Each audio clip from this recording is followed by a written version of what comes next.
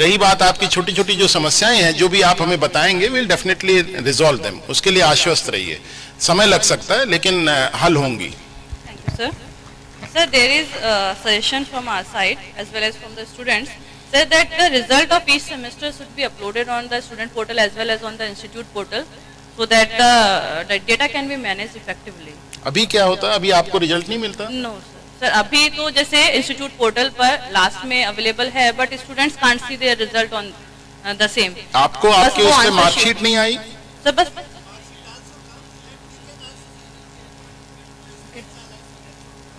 They are seeing the marksheets. आप लोगों के पोर्टल पे मार्कशीट्स होंगी, हैं? एक्सेस करते हो? मार्कशीट्स नहीं करते ना ये लोग, एक्सेस करिए, but please keep a note of it and I'll get it re-examined. That should not be happening, because the idea with which we started, जो idea था वो ये था कि हम आपको सारी information आपके डैशबोर्ड पे देंगे। अगर कहीं पे कोई गैप है, वैसे मेरे ख्याल से ऐसा होना नहीं चाहिए, because I have seen personally कि मेरे को दिखाई गई है कि ये डिजिटली इस तरह से बन के आ जाती है उसके डैशबोर्ड पे। अगर ऐसा है तो नहीं है तो उसको मैं एग्जामिन करा लूंगा, वैसे ऐसा है नहीं, मेरी जानकारी के हिसाब से ऐसा नहीं है। Sir, the next question is also from the student side. They say that they are giving sport fees to the university. However, the university does not provide any opportunities to this. I don't agree to it, because we have been doing intercollegiate sports activity. आप देखिएगा अभी भी website पे भी बहुत सारे results पड़े होंगे, 22-23 की भी पड़े और 23-24 का भी इंटरकॉलेजिएट हो चुका है। हम कॉलेज यूनिवर्सिटी कैंपस में 1-2 एक्टिविटी कराते हैं, बाकी कॉलेजेस को आप अगर पूरे सर्कुलर्स आर्काइव में जाकर के देखोगे, यूनिवर्सिटी नोटिफाई करती है कि कौन सा कॉलेज कौन एक्टिविटी कराना चाहता है। वो इंटर कॉलेजिएट एक्टिविटी है, उसका सारा जो भी एक्टिविटी होती है वो यूनिवर्सिटी के कंट्रोल में होती है, यूनिवर्सिटी के रिप्रेजेंटेटिव्स कराते हैं। लेकिन अगर इसके अलावा आप कुछ कराना चाहते हैं, सो फील फ्री, आप प्रपोजल हमें दीजिए यूनिवर्सिटी के नाम पे। आपके कॉलेज में या दूसरे किसी भी कॉलेज में, कोई भी कॉलेज अगर यूनिवर्सिटी के बैनर के नीचे इंटर कॉलेजिएट एक्टिविटी कराना चाहता है, we are open for it. तैयारी आपको करनी है, प्रपोजल आपका होगा, विल फैसिलिटेट एवरीथिंग। अगर आप देहरादून में कराना चाहते हैं यूनिवर्सिटी के कैंपस में, for that also we are open, आप वो भी कर सकते हैं। आप अपने आइडेंटिफाई कर लीजिए कौन सा ग्रुप क्या कराना चाहता है। इंटर कॉलेजिएट तो कराना हमारी मजबूरी इसलिए है क्योंकि जो इंटर यूनिवर्सिटी होता है उसमें टीम जाती है, और मैं आपको बताऊं, हर जगह मैं जब भी प्राइज डिस्ट्रीब्यूशन के लिए गया हूं तो 6-7 कॉलेज हैं वही आते हैं, और ज्यादातर कॉलेजेस जो है रिपीट होते रहते हैं, उन्हीं के सारे इवेंट्स में, गेम्स और स्पोर्ट्स में टीम्स आती हैं। और दूसरा, हम लोग अपना एक लास्ट ईयर से हमने शुरू किया है एनुअल एथलेटिक्स मीट, वो अभी इस पिछले साल भी हुआ था कौथिक के नाम से, कौथिक 2023, और ये 2024 में भी मार्च के लास्ट सेकेंड फोर्टनाइट में प्रपोज्ड है, संभवतः 19, 20, 21 मार्च की तारीख है, होली के पहले। और उसमें आप अपने कल्चरल जो परफॉर्मेंसेज हैं उसको कॉम्पिटिटिव बेसिस पे परफॉर्म करें, और एथलेटिक्स भी होती है, 2-3 दिन का इवेंट करते हैं हम लोग यूनिवर्सिटी कैंपस में।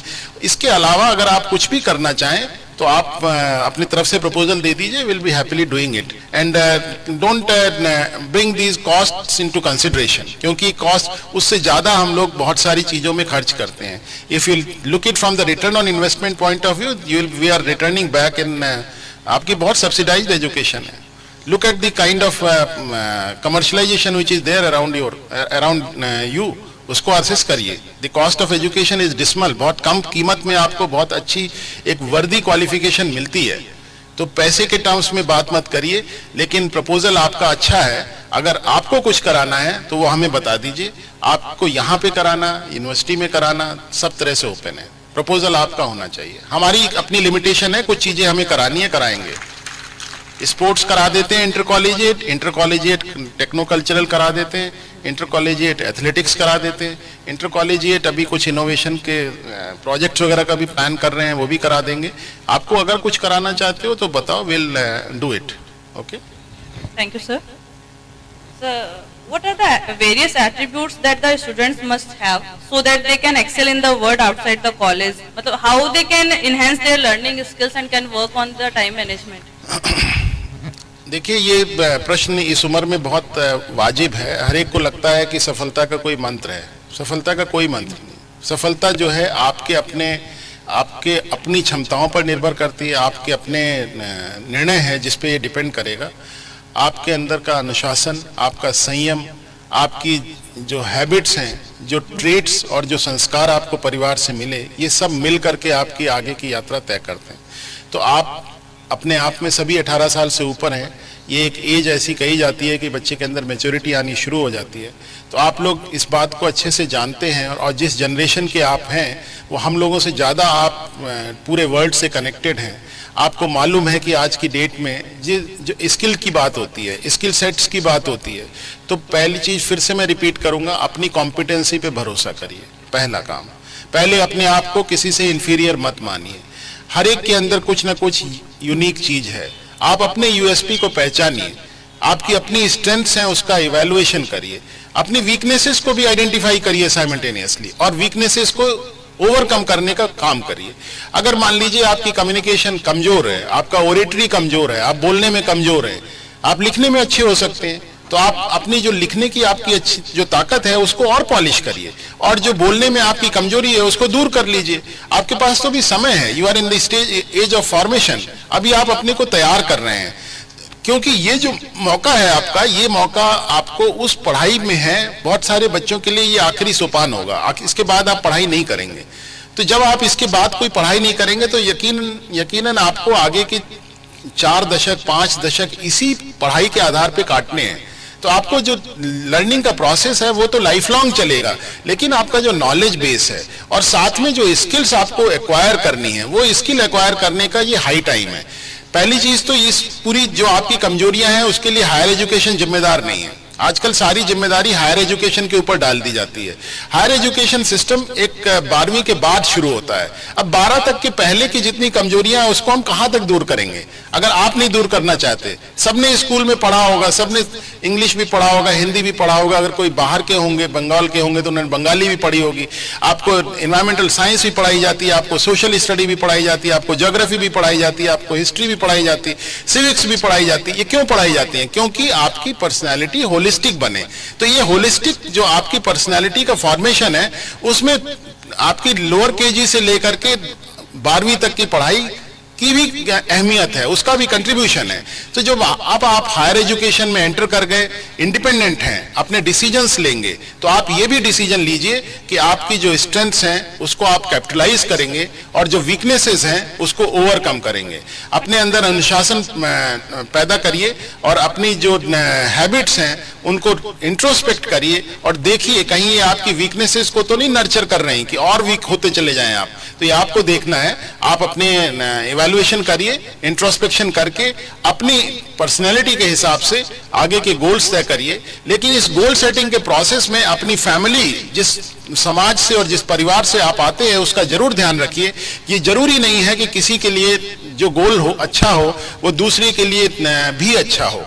ऐसा हो सकता है किसी के लिए वो चीज अच्छी हो, दूसरे के लिए वो अच्छी ना हो, क्योंकि उसकी अपनी कंडीशंस हैं।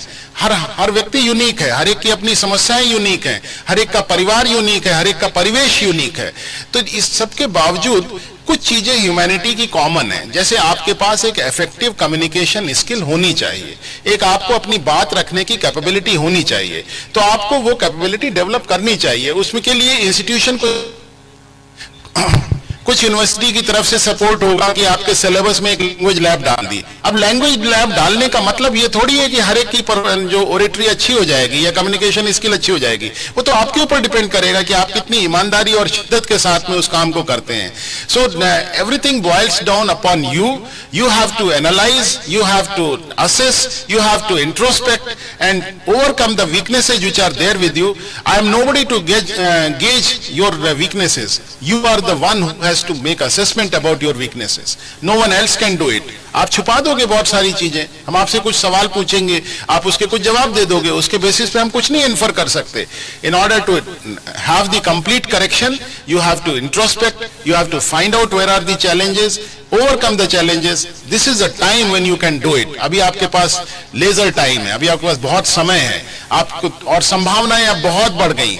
because of the digital connectivity across the world, you have lot of things happening. अब तो ऑनलाइन को बहुत एक्सेप्टेंस हो गई और ऑनलाइन टूल्स भी बहुत इफेक्टिव हो गए, तो आपकी जो भी कमजोरी है, आपकी एप्टीट्यूड में जो भी वीकनेसेस आपको दिखती हैं, आप अपने मॉक टेस्ट अपने खुद करिए और उस मॉक टेस्ट के बेसिस पे देखिए कि कहाँ कहाँ पे आपको काम करना है। अपनी पर्सनैलिटी को होलसम बनाइए, अपने अंदर सारे एट्रीब्यूट्स जो आपके प्रोस्पेक्टिव फ्यूचर जो भी आपने गोल सेट किया है उसके लिए आवश्यक हो, उनको अपने अंदर पैदा करिए।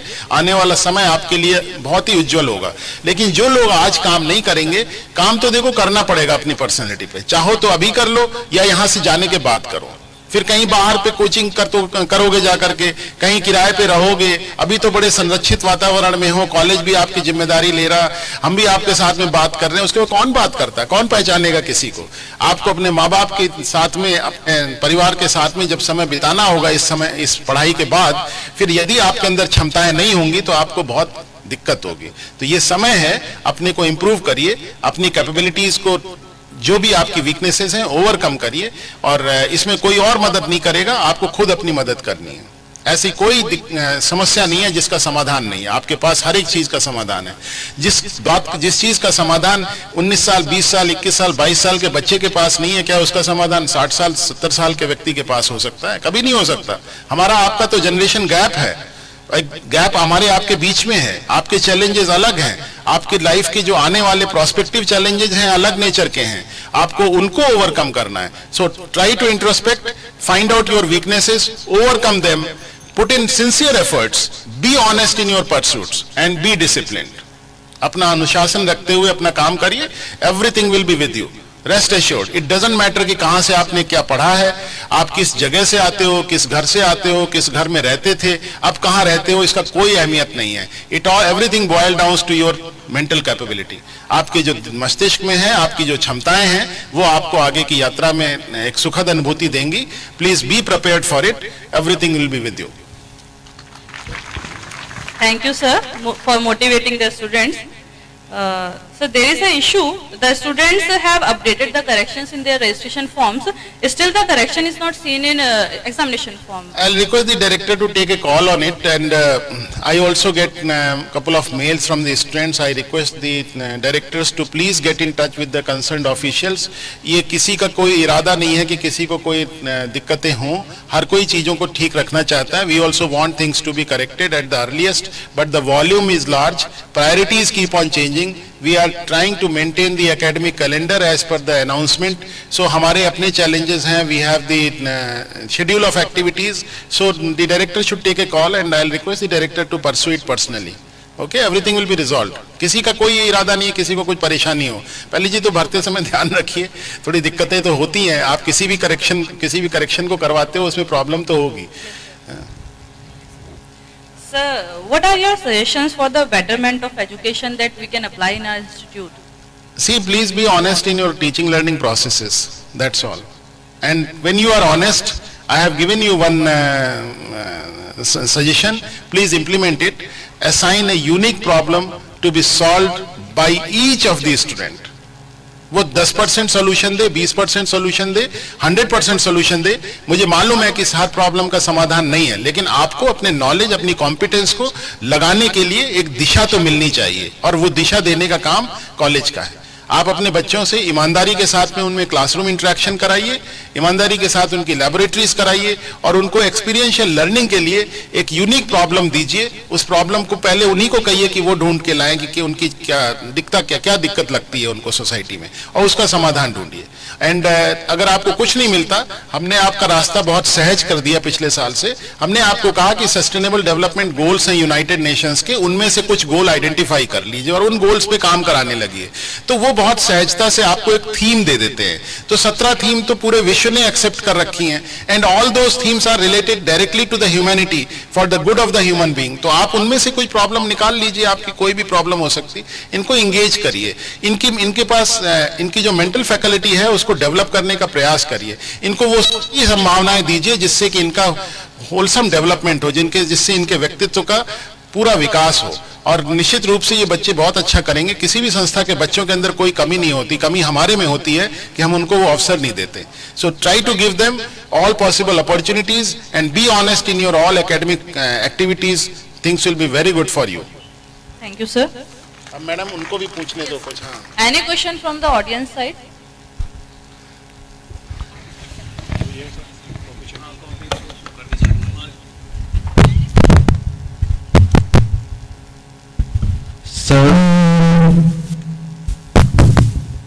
Sir, this is question come request. Actually, at present, university is really technical in terms of examination. But there is some flaws I personally noticed, and many students approach to me, and they say that if they want to reevaluate rechecking, they have to pay 3,000 just after a click and within some hours. Many questions are not checked by the evaluators. It may be they may be in hurry. That is manual mistake that we can consider. But for this mistake of the evaluator, students should not suffer. There should be some option that their copy will be checked without payment of any fees. You have said to me that the money will be refunded, but it is far better that they should not charge initially. If they simply writing that my question number 5 is not checked, question number 6 is not checked, they should not. There should be option free evaluation. See, this problem came to me in the last semester, which was a January examination. और उसके बाद ही हमने जब आपकी जुलाई का जो आपको answer book दिखाई थी, तो जिसने देखी होगी, हमने आपको एक विंडो दी थी. उस विंडो में एक ईमेल भी लिखा हुआ था, और ये उसमें लिखा था कि यदि आपका कोई क्वेश्चन इवैल्यूएट नहीं हुआ है, तो आप उस क्वेश्चन का रेफरेंस देते हुए मेल कर दीजिए. रिवैल्यूएशन के प्रोसेस का में पार्टिसिपेट करना जरूरी नहीं था. So that provision we have already created. जो आपके डायरेक्टर साहब बोल रहे हैं, ये प्रोविजन ऑलरेडी है. और बेहतर होगा कि आप जब इस बार जब कॉपी दिखाई जाए, तो आप उस विंडो को किसी बच्चे को बुला करके आप भी देखिएगा. That provision is there. 2 provisions हैं उसमें. एक तो रिवैल्यूएशन का प्रोविजन है, जिसमें कि आपको पेमेंट करके कराना है.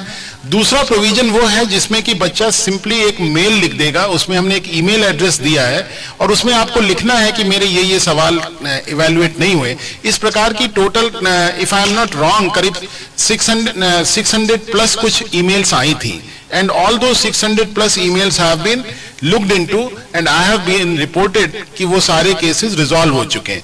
So you need not to participate in the revaluation. आपको 3,000 रुपए देने की जरूरत नहीं है उस केस में. जो आपका कंसर्न है कि 3,000 रुपए नहीं देने पड़े अगर मूल्यांकन से कुछ छूट गया है. That provision we have already created. Actually, Please sir, use it. I want to interfere you. Many times university never reply to the student. Even I have personally mailed to on the behalf give of me categorical cases, Director Sahab, because making a qualitative statement or such statements will not make any sense. Give me a categorical example कि इस बच्चे ने ये case था. हम portal में देखिए, पहली चीज तो क्या है ना, डिजिटल ट्रेल खत्म नहीं होती. तो मैं उसको आज के कभी भी खोलूंगा तो सब मिल जाएगा कि आपने इस तारीख को इतने बजे ये मेल डाला था, या आपने इस पे पोर्टल पे दर्ज किया था. And I will definitely request controller of examination to get back to you. आपसे अभी मैं उनको इस प्रोग्राम के बाद में बोलूंगा. He will talk to you, and if you have any specific instance, ये देख लीजिएगा कि बच्चे ने कौन सा ऑप्शन एक्सरसाइज किया. उसने मेल वाला ऑप्शन एक्सरसाइज किया या रिवैल्यूएशन का. रिवैल्यूएशन का होगा तो उसमें 3,000 रुपए लगेंगे. अगर आपका मेल फायर करके आप सिर्फ ये अपनी प्रॉब्लम बताना चाहते हो कि मेरा ये सवाल नहीं जचा है या ये छूट गया है गलती से, उसमें कोई चार्जेज नहीं है. लेकिन इस पूरे प्रोसेस में चूंकि हम ये सेमेस्टर बेसिस पे काम करते हैं, हम आपको इस तरह की 15 दिन, 20 दिन, 1 महीने की विंडो नहीं दे सकते. हमारे पास अपने चूंकि प्रोसेस ये खत्म होना है, फिर दूसरा शुरू होना है. So we give you reasonable time. और आप सब प्रोफेशनल एजुकेशन के बच्चे हो, आपको तो टाइम की वैसे भी कीमत मालूम होनी चाहिए. Time is precious. तो इतना समय किसी के पास नहीं है कि आप एक चीज के लिए 15 दिन तक इंतजार करें. Immediately when you look at it, if you find a problem, revaluation क्या है? रिवैल्यूएशन में क्या है कि सब्जेक्टिविटी है, कि मेरे को लगता कि मेरे को इसमें 5 नंबर मिलने चाहिए, किसी ने उसमें 1 नंबर दिया है, वो रिवैल्यूएशन है. वो परफेक्ट रिवैल्यूएशन का केस है. उसको हम लोग 2 अलग अलग इवैल्यूएटर से इवैल्यूएट कराते हैं, और उसके एवरेज जो भी आता है वो रिप्लेस कर देता है. आपका नंबर बढ़ भी सकता है, घट भी सकता है, उसमें हमारा कोई चेक नहीं है. वो सब ऑटो मोड में हो जाता है। लेकिन ये जो आपने बताया ना कि जो क्वेश्चंस अनचेक्ड रह गए, उसके लिए हम कोई चार्ज नहीं करते। ये हमने जुलाई के एग्जामिनेशन, जुलाई में के बाद जो रिजल्ट्स दिए हैं उसमें ये प्रोविजन था। जिन बच्चों ने देखा होगा उन्होंने उस प्रोविजन को एक्सरसाइज भी किया होगा, क्योंकि पूरे यूनिवर्सिटी से 600-650 के आसपास कुछ इस तरह की रिक्वेस्ट आई थी जो कि सब रिजॉल्व हो चुकी हैं। अगर आपका कोई इंस्टांस है तो वो बता दीजिएगा। पीछे दो बच्चों को let them ask questions freely, that is the purpose. आप लोगों को भाई now it's your chance. Madam ने तो बहुत कुछ पूछ लिया, अब आप लोग पूछिए। Please raise your hands, they will pass on the microphone.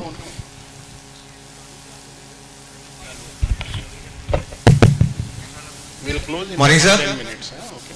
Morning, sir, and a very warm welcome to our college. Sir, it's my second time I'm seeing you live on my site. Sir, first of all, I seen you in Vimas 2.0 held in Amrapali University. Oh, sir. very good. Sir, sir, I have two questions. First question I'm asking you right now, and other I will later on. दोनों पूछ लो एक साथ। So, दोनों पूछ लूँ? Thank you, sir. Sir, पहला question है, sir, in this field of pharmacy, there are all pharmacists sitting here, future pharmacists. So in the field of pharmacy, there are only certain what can we say ways. मतलब sir एक कोई particular field नहीं है. If अगर हम कोई industry में जाना चाहते हैं तो इंडस्ट्री में भी सर सेडिमेंटेशन है. For example sir BSc and BA, even sir intermediates are working at our level, है ना sir. But sir marketing line में भी सर ऐसा ही है. Sir what can we do to be the chosen one, to be the, मतलब sir हम एक स्पेसिफिक बनने के लिए क्या कर सकते हैं? और दूसरा सवाल सर, दूसरा सवाल ये है सर कि जैसे मैं सब भूल गया दूसरा सवाल अभी रिकॉल कर, कोई बात नहीं। Please sir. देखो, पहले तो ये ना कि मैंने आपको, बहुत बड़ी आबादी है, 140 करोड़ का देश है पूरे विश्व में। अगर पूरे विश्व की आबादी खत्म हो जाए तब भी हमारे पास इतनी क्षमता है कि पूरी दुनिया को चला सकते हैं, है ना। और ये डेमोग्राफिक डिविडेंड भी हमारे फेवर में है, सबसे ज्यादा यूथ हमारे पास है। तो ये जो आपको अपने अंदर कोई ना कोई यूएसपी पैदा करना पड़ेगा।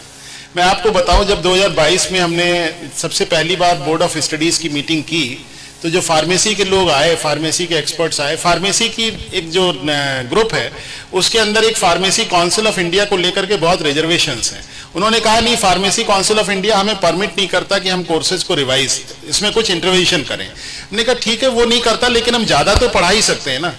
ज्यादा पढ़ाने के लिए तो कोई दुनिया की कोई चीज नहीं रोक सकती। So we ask them to please introduce some specific subjects pertaining to the IT intervention, क्योंकि आज की डेट में जो फ्यूचर है उसमें आपका आर्टिफिशियल इंटेलिजेंस का, रोबोटिक्स का, ऑटोमेशन का हर सेक्टर में इन्वॉल्वमेंट होगा।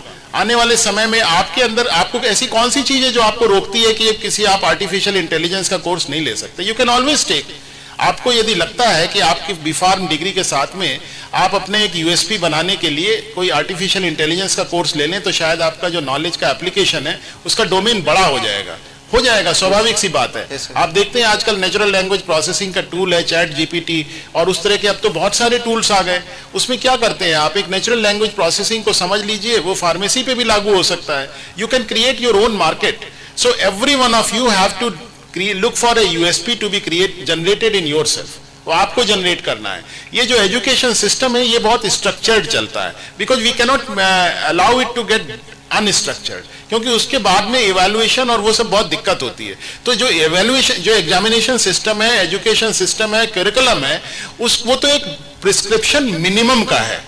उससे ऊपर कॉलेज को, जो कॉलेज की लीडरशिप है, आप इन लोगों के साथ में फेस टू फेस बैठिए और इनके डायरेक्टर और मैनेजमेंट सबको एक साथ में इंटरेक्ट करना चाहिए। और हर बच्चे को एक अपने यहाँ छोटे छोटे ग्रुप्स बना लीजिए, कुछ बच्चों को मार्केटिंग के लिए तैयार करिए। आपने देखे, जैसे आपने कहा कि इंडस्ट्री में वही काम एक 12वीं पास लड़का भी करता है, BSc किए हुए लड़के भी केमिस्ट बन जाते होंगे, वो फार्मेसी के भी बच्चों का जो डोमेन है उसमें इंटरवीन करते होंगे। कारण उसका क्या है कि आपकी क्वालिफिकेशन थोड़ी प्रिविलेज्ड है और वो इंटर पास और BSc पास बच्चा बड़ी आसानी से मिल जाएगा। तो जो cost of human resource engagement है वो भी बहुत कम होगी। तो आपके केस में आपकी एक्सपेक्टेशन भी ज्यादा है कि मेरे को इससे कम मिलेगा तो मैं नहीं जॉब में जाऊंगा, लेकिन उसकी तो कोई एक्सपेक्टेशन नहीं, वो आपको रिप्लेस कर रहा है। तो आपको अपने अंदर as a degree holder of the bachelor of pharmacy you have to generate some exceptional competence हर एक के अंदर करनी चाहिए। अब यहाँ का जो सम्राट कॉलेज, ये क्या है, सम्राट पृथ्वीराज कॉलेज है फार्मेसी का, इसको अपने अंदर कुछ ऐसे एरियाज में बच्चों को ट्रेन करना चाहिए जो कि ग्लोबल इंस्टीट्यूट ऑफ फार्मेसी में ना होता हो, तभी तो आपका यूएसपी बनेगा ना, क्योंकि आपकी इंडस्ट्री की रिक्वायरमेंट्स कॉन्स्टेंटली चेंज हो रही। अब फ्यूचरिस्टिक एजुकेशन के पर्सपेक्टिव से यूनिवर्सिटी ने आपको एक इनेबलर्स दे दिए, हमने आपको कुछ प्रोविजंस दे दिए। अब इसके ऊपर पढ़ाने के लिए यदि आपको लगता है हमारे किसी इंटरवेंशन की जरूरत है, we can give you some structured courses, हम इंजीनियरिंग के कुछ कोर्सेज आपके लिए ओपन कर देंगे, कोई दिक्कत नहीं है, क्योंकि कोर्सेज तो ऑलरेडी हैं। वो सारे कोर्सेज, अगर कंप्यूटर साइंस का कोई बच्चा अगर किसी फार्मेसी की इंडस्ट्री में जा करके उसके लिए सॉफ्टवेयर डेवलप करता है, तो फार्मेसी का बच्चा भी उसके लिए डेवलप कर सकता है, प्रोवाइडेड आपके अंदर वो कोडिंग की कॉम्पिटेंसीज हों। So I will request the institution to identify the specific competencies and specific areas जिसमें कि आज फार्मेसी के सेक्टर में जॉब की रिक्वायरमेंट्स बनती हैं, और जो कि डिप्लोमा, आपके यहाँ डिप्लोमा भी चलता, डिग्री भी चलता, प्लेसमेंट होगा तो डिप्लोमा वाले को पहले लेके चले जाएंगे, क्योंकि उसको डिग्री वाले की जरूरत ही नहीं है, डिग्री वाले की एक्सपेक्टेशन भी ऊपर है, आपको पैसा भी ज्यादा क्यों देगा अगर वही काम कोई दूसरा कर देगा। तो ये जो पूरे डेवलपमेंट्स हो रहे हैं, इन डेवलपमेंट्स को समझते हुए अपने अंदर एक यूएसपी जनरेट करिए, अपनी एक यूनिक सेलिंग प्रोपोजिशन लाइए, and you have to prove yourself different from others. पूरी मानवता में सिर्फ इसी बात की लड़ाई है कि हम दूसरे से अलग कैसे रहें। तो आपको अपने अंदर अपनी उम्र के बच्चों के बीच में अपनी एक डिफरेंशिएटर पैदा करने के लिए कुछ काम करना चाहिए। जरूरी नहीं है कोई ये बॉटलनेक से बाहर हो जाइए। अब तो आपका पूरा एजुकेशन सिस्टम भी आपको बहुत फ्रीडम देता है। आपको अपने, आजकल जब से ये ऑनलाइन की एक्सेप्टेंस हो गई, आप कोई भी कोर्सेज ले सकते हो ऑनलाइन, अपनी कुछ कॉम्पिटेंसी जनरेट करो और अपने लिए एक यूनिक जगह बनाओ। इंडस्ट्री तो हमेशा कैपिटलिस्ट होगी, उसको तो रिटर्न ऑन इन्वेस्टमेंट देखना है। अगर उसका काम 10,000 के बच्चे से चल जाएगा तो वो 30,000 का क्यों रखेगा? ये तो बड़ी स्वाभाविक सी बात है ना। तो आपको तो अपने को 30,000 से ऊपर का बनाना है। आपको ऐसा बनाना है कि इंडस्ट्री आपके बिना वो काम डिप्लोमा का बच्चा नहीं कर सकता, वो बीएससी का नहीं कर सकता जो आप कर सकते हैं। अगर आप ड्रग डिजाइन और डेवलपमेंट में काम करते हैं तो वो एक यूनिक और स्पेशलाइज्ड एरिया हो गया। अब आपको देखना है कि आप उसमें कितना डीप है। तो आपकी जो भी बैंडविड्थ है स्पेशलाइजेशन के लिए, एक पतली सी बैंडविड्थ पकड़िए, उसमें अपने आप को नर्चर करिए और डेवलप करिए। यकीन मानिए आपका अपनी जगह होगी और आपके अपने टेकर्स होंगे। और कभी भी इंटरव्यू में अगर आप रिजेक्ट हो तो ये मत मानिए कि आप इंफीरियर हैं, ये मान के चलिए कि इसको मेरी जरूरत नहीं थी और मैं इसके लिए बना ही नहीं हूं। बहुत सारे जब प्लेसमेंट में जाते हैं बच्चे, वो डिसहार्टन हो जाते हैं कि मुझे जॉब नहीं मिला, अब मैं क्या करूंगा। Keep it in mind that you are unique and they may not be expecting you. उनको जरूरत ही नहीं है आपके जैसे आदमी की, उनको किसी दूसरे आदमी की जरूरत है तो वो उसको ले लेगा। आपकी जरूरत को भी पहचानने वाले लोग हैं, बहुत बड़ी दुनिया है, बहुत बड़ी सभ्यता है, इसमें हर एक के लिए जगह है, हर एक को अपने अपने हिसाब से चीजें मिलेंगी। तो आपको अपनी सेलिब्रिटी बनाने के लिए जो कुछ करना हो आज के समय में वो करिए। And you are much more aware, because I am not from a pharmacy domain, I can not tell you what is going to be the future direction of the pharmacy sector. Your teachers should sit together with you and brainstorm and find out which are going to be the probable areas। पूरे batches, अगर 60 का batch है, 15-15 के 4 division कर दीजिए और 4 different areas में बच्चों को स्पेशलाइज कराइए। there will be a unique place for you। Thank you sir, thank you sir। One more question। हाँ बताइए सर। इसी से मेरा क्वेश्चन अलग अराइज होता है सर, ये वाला कि सर ये जो अलग अलग डिपार्टमेंट्स के सर ये जो एड ऑन हो रहे हैं, मतलब हमारे फील्ड वर्क में आ रहे हैं सब, बीएससी वगैरह टाइप के, sir is it due to their experience?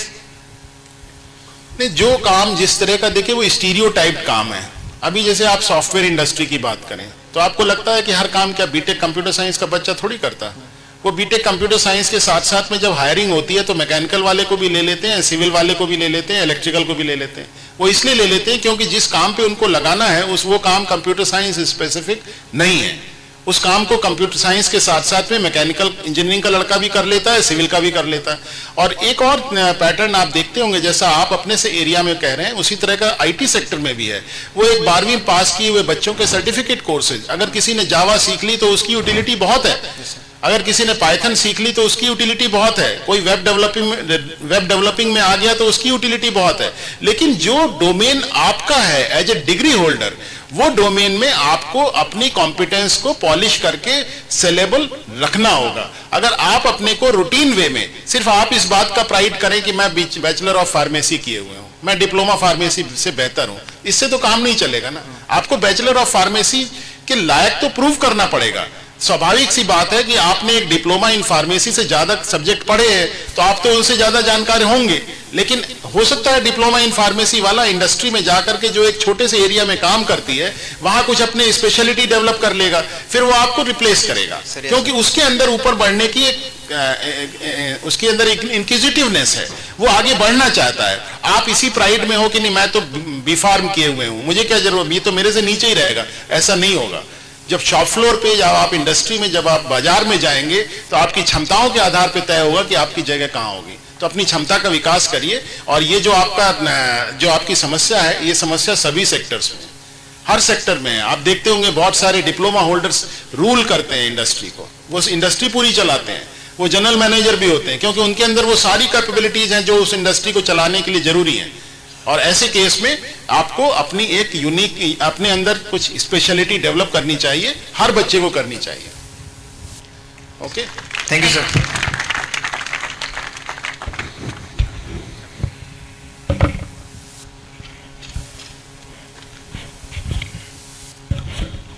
Good afternoon sir. How many of you want to ask questions? Please raise hands, because then we can close it. 1, 2, anyone else? 3.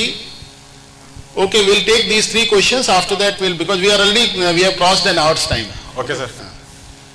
Sir मैं ये कहना चाहता हूँ sir कि जैसे हम last year के question papers देखते हैं सर, अदर्स यूनिवर्सिटी के उनकी वेबसाइट पर अवेलेबल होते हैं सर, लेकिन हमारी यूनिवर्सिटी के उस पर अवेलेबल नहीं होते हैं। चलिए डल जाएंगे वो, नोट कर लीजिए madam. Thank you sir. Will get it done.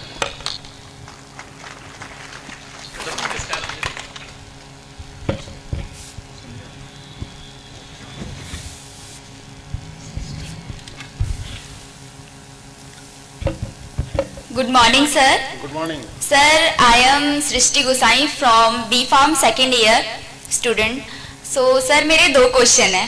पहला तो फार्मेसी से रिलेटेड है और दूसरा आपसे रिलेटेड है, मतलब आपकी पर्सनल लाइफ। तो सर पहला क्वेश्चन ये है मेरा फार्मेसी से रिलेटेड कि जो हम फॉर्मुलेशंस बनाना हम पढ़ रहे हैं तो उसमें हम बहुत सारे केमिकल्स, प्रिजर्वेटिव्स और कलरिंग एजेंट्स ऐसे यूज करते हैं जो कि बहुत हार्मफुल भी होते हैं हमारी बॉडी के लिए। तो सर इस पर मैं आपके विचार जानना चाहती हूँ। देखो, मैं इस पे यही विचार दूं, मेरा क्षेत्र नहीं है वो, है ना। ये प्रिजर्वेटिव्स नहीं पढ़ने चाहिए, लेकिन अगर डालने हो तो ऐसा देखना चाहिए कि जो ऑर्गेनिक नेचर के हों। मेरे को कुछ ही शब्द मालूम है, वो मैं आपसे बोलूँगा कि आपको ऐसे सभी इंग्रेडिएंट्स यूज़ करने चाहिए जो कि ह्यूमैनिटी के लिए नुकसानदायक ना हो, और अगर नहीं होता है तो ये आपके लिए बहुत बड़ी अपॉर्चुनिटी क्रिएट करना। ये अपने आप में आपने बहुत सारे डोमेन्स खोल दिए जिसमें कि आप ऐसे जो भी प्रिजर्वेटिव्स जो हार्मफुल नेचर के हैं उनका रिप्लेसमेंट तलाशने का काम कर सकते हैं। हो सकता है ना? जी सर। बहुत बड़ा एरिया मिल गया आपको। आप एक कोई प्रोडक्ट पकड़ लीजिए और उसी प्रोडक्ट के अंदर जो कोई प्रिजर्वेटिव पड़ता हो या जो केमिकल पड़ता हो या कलरिंग एजेंट पड़ता हो, उसका एक बायोडिग्रेडेबल और ऑर्गेनिक और ह्यूमन फ्रेंडली इंग्रेडिएंट ढूंढने की प्रॉब्लम पे काम करिए। किस ईयर में हैं आप? Sir second year. Second year, आपको 2 साल हैं अभी पूरे, है ना, 2 से ऊपर हैं। तो try to find out the solution to this problem. आप देखेंगे कि आप भले कुछ ना कर पाए, लेकिन कम से कम आप इतना अध्ययन तो करेंगे कि ये क्या लिमिटेशन है कि हमको इसी को यूज करना पड़ता, जी सर। कि क्या क्या संभावनाएं हो सकती हैं, हो सकता है उन संभावनाओं से भी और कुछ समस्या खड़ी हो रही हो, वो सारी जानकारी आपको तो मिलेगी। सो identify this, make it a problem, इसको प्रॉब्लम बनाइए और प्रॉब्लम बना करके इस पे काम करिए कि आप कोई ह्यूमन फ्रेंडली इंग्रेडिएंट ढूंढने का काम करेंगे। ठीक है, लिटरेचर ढूंढिए, बहुत लिटरेचर अवेलेबल है। ये कॉलेज के भरोसे मत रहिए, आपके पास अपनी दुनिया है और अपनी समस्याओं की लिस्ट है, उसका समाधान ढूंढिए। ये सब आपका साथ देंगे। जिस दिन आपके अंदर पोटेंशियल दिखेगा, ये सब लोग आपके साथ हो जाएंगे, सब आपके पीछे खड़े होंगे। पोटेंशियल आपका होना चाहिए। Thank you sir. सर मेरा दूसरा क्वेश्चन ये है कि जब आप हमारे जैसे स्टूडेंट थे तो सर आप अपना टाइम मैनेजमेंट और अदर एक्टिविटीज जिससे कि आपका पर्सनैलिटी डेवलपमेंट हो और आपकी जो हॉबीज हैं वो आप कैसे टाइम मैनेजमेंट करते थे? See, there is ample time with everybody. I am not a unique person. Everybody is unique. मैं बार बार ये बात को रिपीट करता हूँ। I am not a role model. It's all up to you. How do you perceive? ये आपका perception है, लेकिन हर एक के अंदर कुछ स्पेशलाइजेशंस हैं, कुछ स्पेशलिटीज़ हैं। आपका अपना टाइम बहुत है आपके पास, 24 घंटे का टाइम बहुत होता है ना। अब आपकी आदतें खराब नहीं होनी चाहिए। खराब आदतें का मतलब है कि आपका समय का जो सदुपयोग, आप सदुपयोग और दुरुपयोग तो आप ही डिफाइन करेंगे, कोई और तो नहीं डिफाइन करेगा। दोस्त के लिए वो जो समय आप किसी चीज़ में लगा रहे हैं वो दुरुपयोग हो सकता है, आपके लिए वो सदुपयोग हो सकता है। ये तो आपको डिफाइन करना है कि this is good for me, this is not good for you me. So if you define it what is good for you, keep on doing it and try to remain engaged all through. जितना ज़्यादा engage रहेंगे उतना आपका development होगा। And there is no constant at all, कोई constant नहीं है आपकी थॉट प्रोसेस में। जो आपको अच्छा लगता है, जिसको सोसाइटी भी अच्छा बोलती है, उन कंस्टेंट, उन जो आपके गाइडिंग पॉइंट्स हैं, गाइडिंग प्रिंसिपल्स हैं, उनको मानते हुए आप आगे बढ़ते रहिए। सब कुछ आपके हाथ में होगा, you will get everything. So there is nothing to replicate from anyone. I have been saying, मैंने पहले भी ये बात कही, किसी को कॉपी मत करिए, किसी को इमिटेट मत करिए, आप अपने हिसाब से चीज़ों को डिफाइन करिए। सिर्फ टाइम मैनेज करना आपको है। मैं मान लीजिए आपको बता दूं कि आपको सुबह 4 बजे उठना चाहिए, तो क्या उठने लगेंगे? क्या नहीं होगा ना। वो तो आपने तय करना है कि मुझे 5 बजे उठना है या 8 बजे उठना है। रात में अगर 2 बजे आपको सोना है तो स्वाभाविक है आप 8 बजे तक सोओगे। अगर आप जल्दी सोओगे तो जल्दी उठोगे। जब जल्दी उठोगे तो आपकी जो बॉडी क्लॉक है वो दूसरे तरह से काम करेगी, फिर आपके पास जो प्रोडक्टिव टाइम है वो दूसरी तरह का होगा। अब जो कोई 10 बजे सो के उठता होगा उसकी तो वैसे ही दिन भी बासी हो जाता है सुबह से 10 बजे तक है? तो आपका तो वैसे ही दिनचर्या जब शुरू हो रही है तो दूसरे टाइम से शुरू हो रही है। So try to make best possible use of the time which is available, be disciplined and be honest to your pursuits. जो भी करो ईमानदारी के साथ में करो, things will be with you. Good afternoon sir, my name is Tanuj Kashyap, I am student from B.Pharm 3rd year. मेरा question आपसे एक है। क्वेश्चन, जैसे एक ऑनलाइन कॉपी चेक करते हैं, उसमें कोई टाइम लिमिट होती है? जैसे मॉर्निंग से 10 से इवनिंग 5? नहीं होती है सर, उसमें दिक्कत सी हो जाती है। मतलब रात को 11 बजे भी चेक होती है, 1 बजे भी होती है। वही देखो प्रॉब्लम क्या है ना, उसको थोड़ा सा, इसको आप दूसरी तरह से समझिए। अब उसमें अभी कुछ लोगों ने ये कहा कि नहीं, ये सवाल का जवाब, इसका जो मार्किंग इतने बजे हुई, जो टाइम स्टैम्प भी आती थी, और इसकी मार्किंग इतने बजे हो गई, तो इसके दोनों के बीच में इतना गैप हुआ। अब जब इवैल्यूएटर है, ये टीचर्स बैठे हुए हैं, ये कॉपी इवैल्यूएट करने जाएंगे, ये भी इवैल्यूएट करते हैं। ऐसा नहीं है कि कोई वहां से कोई और लोग करते हैं, इन्हीं के जैसे लोग करते हैं। इनके सबके, हर टीचर जो हमारे सिस्टम में है, हर एक के पास लॉगिन आईडी है। हर टीचर अपने अपने सब्जेक्ट्स जो पढ़ाता है उसका ऑथराइज्ड इवैल्यूएटर है, ठीक है। अब ये दिक्कत क्या है कि हमारा सिस्टम ऐसा है जिसमें हमारे पास कोई नहीं है और हमारे पास सब कोई है। अब पूरे 25 अगर फार्मेसी के कॉलेज हैं तो उसके जितने टीचर हैं सब हमारे कंट्रोल में है। लेकिन अगर आप हमसे काम कराने को कहें तो हमें इन्हीं डायरेक्टर साहब को कहना पड़ेगा कि आप अपने टीचर को लगाइए और ये काम कराइए। अब ये अपने मैनेजमेंट से इंस्ट्रक्शन लेते हैं। अब मैनेजमेंट की अलग प्रायोरिटी है। मैनेजमेंट को लगता है कि मेरे को इस समय को टीचर मेरा खाली है तो मैं इसलिए इस्तेमाल करूंगा। तो इवैल्यूएशन क्या होता है ना, इट्स नोबडीज बेबी। वो यूनिवर्सिटी के ऊपर इवेंचुअली रिस्पॉन्सिबिलिटी आ जाती है कि आप इसको इवैल्यूएट करके दीजिए। एंड एज ए यूनिवर्सिटी हमें अपने टाइमलाइंस को मेंटेन करना है। So we earlier this used to be a model जिसमें कि सेंट्रलाइज इवैल्यूएशन होता था। एक जगह सब जाते थे, रोज सुबह 10 बजे खुलता था, 5 बजे बंद हो जाता था, उसमें टाइम बहुत लगता था। Now we want to maintain the timeline, so we have opened it 24/7, 24 घंटे के लिए खोल दिया। अब उसमें एक ही रिस्क है कि लोग उसको जल्दी जल्दी कर देंगे या इग्नोर करेंगे, तो इसलिए हमने कॉपी बच्चों को दिखानी शुरू कर दी। पहले जब आपका सिस्टमेटिकली 8 घंटे के लिए होता होगा, एक जगह सब आकर के बैठते हैं, कॉपी जांचते हैं, शाम को बंद हो जाती है, फिर दूसरे दिन शुरू होती है, उस पूरी प्रोसेस में बहुत टाइम लगता है और बहुत लॉजिस्टिक्स के इश्यूज हैं। अब उनको चाय का भी इंतजाम करो, नाश्ते का इंतजाम करो, लंच की करो, रहने की व्यवस्था करो, बहुत प्रॉब्लम्स होती हैं। So we decided that make it online, make it accessible 24/7, और उस 24 घंटे की एक्सेस में वो 1 बजे करे, 2 बजे करे, 3 बजे करे, 10 बजे करे, वो हमारा प्रॉब्लम नहीं है। लेकिन इसकी जो क्वालिटी है वो आप जज करते हो ना। हमने आपको दिखा दिया तो उसके बाद तो कुछ बचता नहीं है। इसीलिए उस प्रोसेस में हमने इस बार से शायद वो टाइम स्टैम्प भी हम लोग हटा देंगे, because that is creating a confusion. क्योंकि आपको लग रहा है 1 बजे किसी का इवैल्यूएशन कैसे कर सकता है, वो भी हटा देंगे इस बार। Thank you sir. Any question? Any more questions? Anybody else? ना मेरा नहीं है। एक कोई रह गया ना, 3 थे। हाँ जी, डायरेक्टर साहब को दीजिए जी please.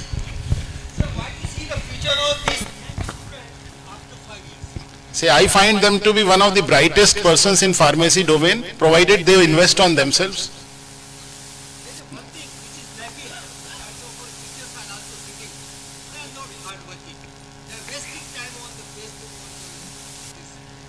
I agree. See, that's why I have, because he has raised a very valid point. He is saying that the present generation is wasting lot of your potential time, your productive time on the social media and doing all wasteful things. So please refrain from it. I have all hopes from you. I am going to be with the generation change. I am not going to resist the change, because this change is bound to happen. हो सकता है कुछ सालों के बाद ये teachers redundant हो जाएं, क्योंकि जिस तरह से आप लोग टेक्नोलॉजी को डेवलप करके इस्तेमाल कर रहे हैं, तो हो सकता है आप देखते होंगे आजकल न्यूज़ पढ़ने के लिए एआई के आप उसको क्या बोलते हैं, बॉट्स आ गए, वो खड़े होकर न्यूज़ पढ़ने लगते हैं। इसी तरह हो सकता है कल को कोई टीचर्स भी पढ़ाने लगे। देयर आर सर्टेन एग्जांपल्स जो कि आपके आर्टिफिशियली इंटेलिजेंस बेस्ड आपकी टीचिंग भी शुरू हो गई, but this is not good, because there is a lack. जो एक ह्यूमन क्वेश्चन, इमोशनल क्वेश्चन है, वो मिसिंग है उसमें। जो हम आप बात कर रहे हैं ना, जो आई टू आई कांटेक्ट है, जो आपका फेशियल एक्सप्रेशंस है, जो आपका हमारा आपके बीच में जो कनेक्ट हो रहा है, ये कनेक्ट मिसिंग है मशीन के साथ। तो मशीन सोल्यूशन तो दे देगी। इसी तरह जो सोशल मीडिया है, ये जो आर्टिफिशियल इंटेलिजेंस, जिस आप सोशल मीडिया में एक साइट खोल लेते हैं, फिर वो बार बार आपको पॉपअप होके आने लगती है, देखते हैं ना, एक कोई वर्ड डाल दीजिए, उसको सर्च कर लीजिए, फिर वो आपको हमेशा दिखाता रहेगा। तो उसकी आप देखिए कि उसने अपना ट्रेनिंग टूल कितना इफेक्टिव बना रखा है। वो पूरी दुनिया में जो भी सर्चेज होती हैं उनको कैप्चर करता जा रहा है, और उस कैप्चर करके आपको वही चीज दोबारा दोबारा परोसता रहता है। तो ये जो सारी चीजें हैं, इसके पीछे की टेक्नोलॉजी को समझिए, और मेरे को बहुत अच्छा लगेगा अगर ये इंस्टीट्यूशन इस डोमेन में लीड करता है और बैचलर ऑफ फार्मेसी के अंदर एक ग्रुप तैयार करता है जो कि आर्टिफिशियल इंटेलिजेंस का फार्मेसी सेक्टर में कैसे इस्तेमाल हो सकता है, उस पर अगर डेलिब्रेट करें, आप डिस्कस करें, और फिर एक रोड मैप बना करके उस पर अपनी ह्यूमन रिसोर्स को ट्रेन करें। एक बहुत बड़ी अपॉर्चुनिटी है। जो सोशल मीडिया है उससे आपको सीखना चाहिए, उसमें बहुत सारी चीज, अपना समय मत खराब करिए। दुनिया भर के पोस्ट पढ़ के क्या करोगे, इतना कंटेंट लेके करोगे क्या? तो ये तो आपको समझना है ना कि why are you wasting your productive time. Try to make best possible use of the productive time. Your one of the director is skeptical about the kind of practices which you are following. He has his own reservations. He is seeing a dark future, but I don't see dark future. I see brightest of the future with all of you, because I am not supposed to sell any pessimism. I am here to create a optimism. मेरी optics में ही optimism होना चाहिए, ये मेरी जिम्मेदारी है। तो मैं आपको कोई निराशा का भाव नहीं दूंगा, लेकिन आप स्वयं निराश होंगे यदि आप अपने समय का सदुपयोग नहीं करेंगे। Please try to make best possible use of the time, try to explore the opportunities which are available, try to be disciplined and be responsible for the society and community to which you belong. Be responsible to your parents, be responsible to your families, be responsible to your the community, be responsible to the state and the complete humanity. Keep the element of sustainability in your mind all the times. हमेशा इस बात का ध्यान रखिए कि आपके किसी action से दूसरे को कोई नुकसान तो नहीं होने जा रहा, या लॉन्ग रन में इस ह्यूमैनिटी को कोई नुकसान तो नहीं होने जा रहा। आप सड़कें बनाते चले जा रहे हैं, उसके बाद में पेड़ काटते चले जा रहे हैं, फिर कहते हैं कि अब ग्लोबल वार्मिंग हो रही है। तो वो तो होगी ही होगी, because we have all created that. Nobody else has done it. So similarly in the pharmacy sector also, this girl has raised a very valid point that there are certain ingredients which are harmful for the humanity, which are harmful for the living being. So please try to find the solution to it, and the director should take an honest call on it and try to give them a problem. जितने भी product आपके pharmacy से related हों, जो आपके access में हों, उसमें इनको काम दे दीजिए कि आपको इसका रिप्लेसमेंट ढूंढना है, आपको इसका रिप्लेसमेंट ढूंढना है।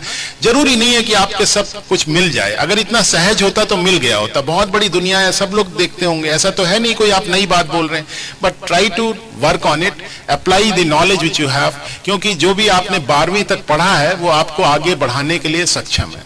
आप कोई नया नहीं पढ़ाया जाता, सब पुराना नॉलेज है, उसी पे आप चल रहे हैं। आपका वही केमिस्ट्री है, वही फिजिक्स है, वही मैथमेटिकल टूल्स हैं जो कि आप अप्लाई करते हैं। सो जैसे जैसे आप ऊपर बढ़ेंगे आपकी जो एनालिटिकल स्किल्स हैं इंप्रूव करेंगी और आपके पास एक गोल्डन अपॉर्चुनिटी है। आप उस जनरेशन के हैं जहां पर ये इंफॉर्मेशन टेक्नोलॉजी काफी एडवांस स्टेज में आपको मिल रही है और ये एडवांसेस आप लोग ही कर रहे हैं। ये जो एडवांसेज हो रहे हैं उसका हिस्सा बनिए और try to be part of the change and bring the change. So with these words I'll be closing the session with best wishes to all of you. Thank you very much for the patient hearing. Jai Hind. Thank you, sir. It was absolutely a motivating and enlightening session that was full of knowledge and inspiration. Now I would like to hand over the stage to Ms. Pania. Pania, please.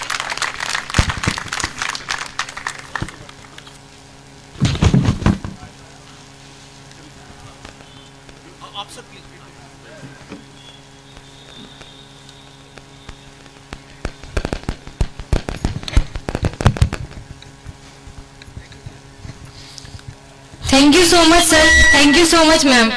Once again, thank you, sir, for motivating, listening, clearing doubts, revitalizing students for holistic development. At last, I would like to invite Chairman, sir, to talk about the event.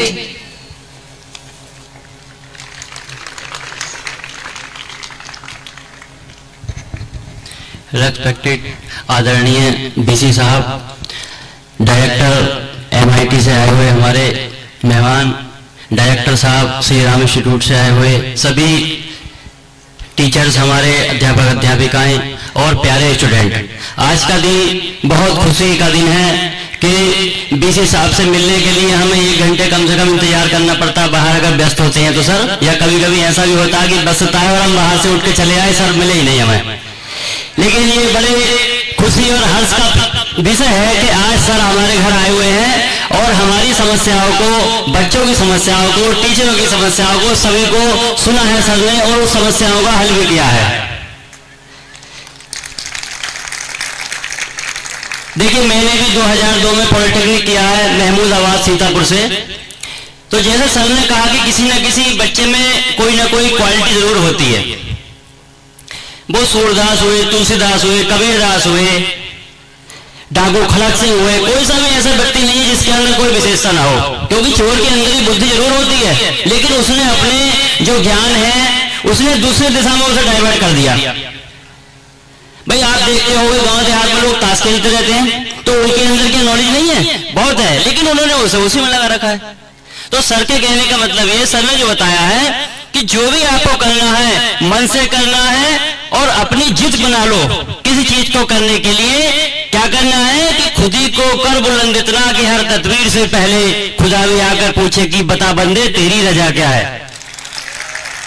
यानी कि अपने आप को इतना strong बना लो, इतना मजबूत बना लो कि आपने जो सोचा है, कोई पढ़ाई ऐसा नहीं कि आपने अगर ये सोच लिया कि हमें भाई गरीब भी भले ही है कि IAS बनना है, PCS बनना है या हमें कुछ भी करना है, तो व्यक्ति से बड़ा कोई चीज नहीं है कि वो आपने सोचा है। इस बार भी कॉलेज के डायरेक्टर भी, मैनेजर भी, चेयरमैन भी, बीसी साहब भी, अगर बच्चा आगे बढ़ता है तो सभी उसकी तारीफ करते हैं। मैं पुनः बच्चों से यही निवेदन करता हूं कि सभी लोग बीसी साहब के, जो बीसी साहब ने आके हमारा मार्गदर्शन किया है, कि सभी इनके आदर्शों पर चलें और हमारे विद्यालय का नाम, हमारे फार्मेसी कॉलेज का नाम, हमारी विश्वविद्यालय का नाम, हमारे प्रदेश का नाम, हमारे देश का नाम सभी में रोशन करें। जय हिंद, जय भारत।